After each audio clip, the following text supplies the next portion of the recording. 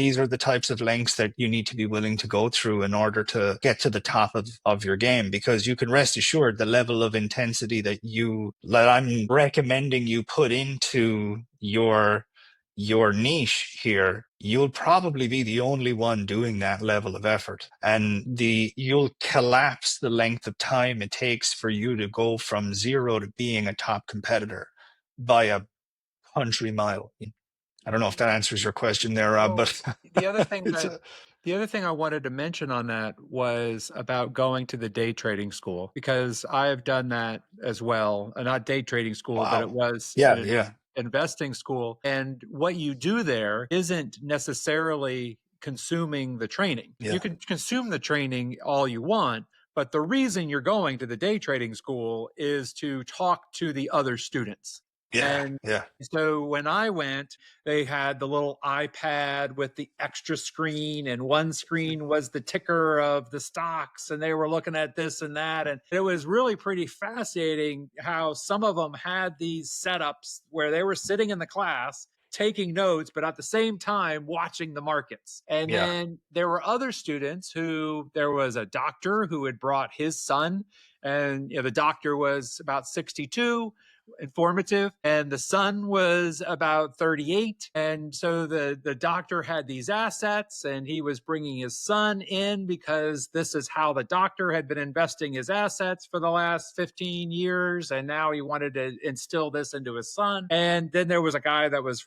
he lived in Puerto Rico, and he had come, and he had to show us his balances within his trading accounts. And so there was this, it wasn't good enough that he was rich. He had to actually show you his balances on his phone. I tell you, spending time in the hallway, chit-chatting with people, striking up a conversation, sitting down in the session room and talking to the person at your left and talking to the person to your right. And somebody's walking by you in an aisle, it's like, hey, how are you? This is why you're at the day trading school. If I was getting into the knitting niche, I would go to a town that has a knitting store and they have a Saturday get together. And maybe it's a class for new knitters, or maybe it's like the advanced class where they're doing something, and I go, and yeah, I'm going to look like a freaking idiot in that class, but I am getting to talk with them. They're going to talk with me because I'm going to stick out like a sore thumb there. And how long have you been knitting? Why do you knit? What do you get out of knitting?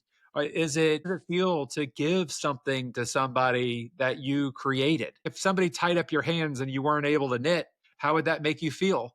And really, what's exciting about knitting? What do you look forward to? And do you have a lot of knitting patterns that you've never used before? It's not like grilling the person, but over the course of the day or the class or a few different conversations, those are the types of questions that I'm asking. And just like I was able to profile the multi-screen user versus the doc and his son versus the egotistical, I was categorizing the type of prospects within yeah, this niche. And within knitting, within whatever, there are types of prospects, there are personas within the niche, and getting an understanding of how those personas operate and what their push buttons are, because it's not the same. But there are personas that do have a deeper, urgent dilemma than others. And that is what you're trying to sniff out. And it's really not